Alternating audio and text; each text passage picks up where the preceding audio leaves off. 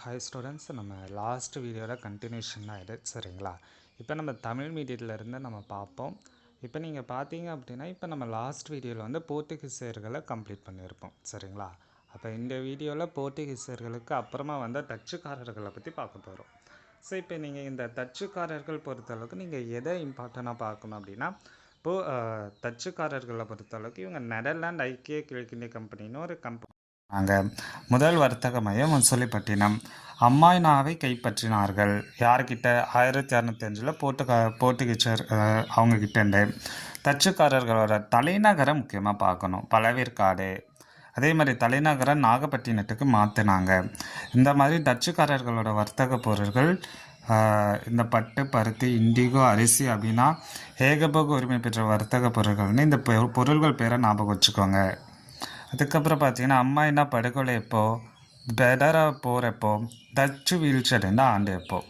தமிழ்நாட்டோட அதிகார மைய இருப்பிடம் வந்து ஹெல்டியா கோட்டை.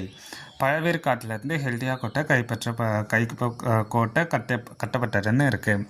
இப்போ நீங்கள் வந்து இந்த லெசனை படிக்கிறப்ப நீங்கள் லெசனை ஃபஸ்ட்டு கான்செப்டாக புரிஞ்சுக்கோங்க, ஸ்டோரியாக படிங்க. அப்புறம் நீங்கள் என்ன பண்ணணும் அப்படின்னா, இந்த மாதிரி பாயிண்ட்டாக படிக்க ஆரம்பிக்கணும். ஏன் படிக்கணும் அப்படின்னா, இதுதான் கேள்விகளாக கேட்க போகிறாங்க சரிங்களா.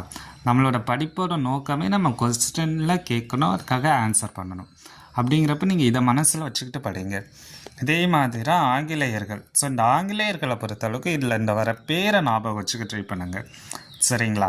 ராணி எலிசபெத் வந்து இந்த 1600 டிசம்பர் 31 அனுமதி வழங்கியிருக்காங்க.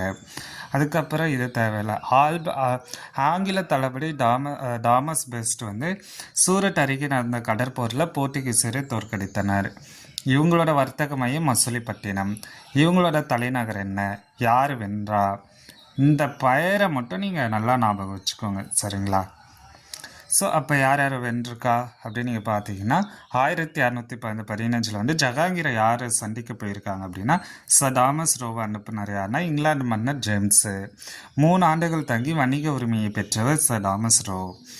தாமஸ் ரோ வணிக மையங்களை நிறுவிய இடங்கள் ஆக்ரா, அகமதாபாத், பரோஜு. ஆக்சுவலி இது எல்லாமே ஒரு கண்டினியூஷனாக வருதா. இவங்க அங்கே போய் ஒரு அதாவது அங்கே போய் வர்த்தகம் ஆரம்பிக்கிறதுக்கு எப்படி பர்மிஷன் வாங்கினாங்க அப்படிங்கிறத இங்கே கொடுத்துருக்காங்களே. அப்போ இதை நீங்கள் கரெக்டான ஆர்டரில் படிச்சுக்கோங்க.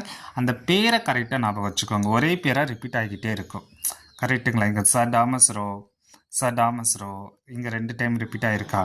அப்போ இவங்களாம் என்ன பண்ணாங்க அப்படின்னு நீங்கள் தெரிஞ்சுக்கோங்க. அதுக்கப்புறம் இதே தான் இங்கே மீதி இருக்கிற லைன்லேயுமே நீங்கள் படிக்க வேண்டியது இருக்குது. பட் இங்கே நீங்கள் என்ன இதில் இம்பார்ட்டண்ட்டாக பார்க்கணுன்னா, இந்த ஆங்கிலேய கிழக்கிந்திய கம்பெனியை அரசியல் சக்தியாக மாற்றிய போர்கள் 2 போர் இருக்குது. பிளாசி போர், பக்சா போர் இருக்குது. அப்போ இந்த 2 போரை நீங்கள் ஞாபகம் வச்சுக்க வேண்டியது இருக்குது சரிங்களா. ஸோ அதுக்கப்புறம் நீங்கள் பார்த்தீங்கன்னா டேனியர்கள் வருவாங்க. ஸோ இப்போ டேனியர்கள்லையுமே இதே மாதிரி இந்த இம்பார்ட்டன்ட் கான்செப்ட்ஸை மட்டும் நீங்கள் படித்து வச்சுக்கோங்க. இது உங்களுக்கே புரியும். தலைமை இடம் படிக்கணும். அப்புறம் அங்கே தரக்கம்பாடியில் அச்சுக்கூடத்தை நிறுவியர், அதாவது ப்ரெஸ்ஸை நிறுவியிருப்பாங்க. பிரெஞ்சுக்காரர்களை பொறுத்தளவுக்கு நமக்கு யார் நிறுவனார் அப்படின்னா கால்பர்ட். எப்போ அப்படிங்கிறத கொடுத்துருக்காங்க. இங்கிலாண்டிற்கு வந்த கடைசி நாடு வந்து ஃப்ரான்ஸ். அதே மாதிரி இந்தியாவின் முதல் பிரெஞ்சு வர்த்தக மையம் சூரத். இதை நிறுவன ஒரு பேர் என்ன? மசூலிப்பட்டினம். அதாவது 2வது பிரெஞ்சு மையம் மசூலிப்பட்டினத்தில் நிறுவியிருக்காங்க. அவர் யார் அப்படின்னு சொல்லி நீங்கள் இந்த ஒவ்வொரு லைனையுமே நீங்கள் கான்செப்டோடு ஒப்பிட்டு படிங்க. போர்த்துகீசியரோட வணிக மையங்கள் என்னென்ன?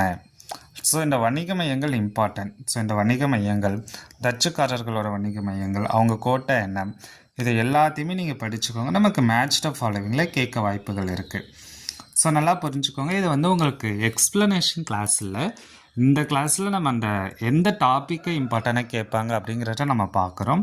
அந்த டாப்பிக்கில் இருந்து கொஸ்டின் வேணால் நீங்கள் ஆன்சர் பண்ணுற அளவுக்கு நீங்கள் படித்து வச்சுக்கோங்க. மோர் தென் எனஃப் சரிங்களா. ஸோ அப்போ நம்ம 8வது புக்கில் இந்த லெசனில் நம்ம இந்த டாப்பிக்கை தான் இம்பார்ட்டண்ட்டாக பார்க்க வேண்டியது இருக்குது சரிங்களா. இப்போ நான் சொன்னது ஒரு ஓவர்வியூட, இந்த ஓவர்வியூ வச்சு நீங்கள் படிங்க சரிங்களா. நம்ம இதே மாதிரி ஒவ்வொரு லெசன்லையுமே நம்ம கம்மியான நேரத்தில் முடிக்கிற மாதிரி பார்க்கலாம் சரிங்களா.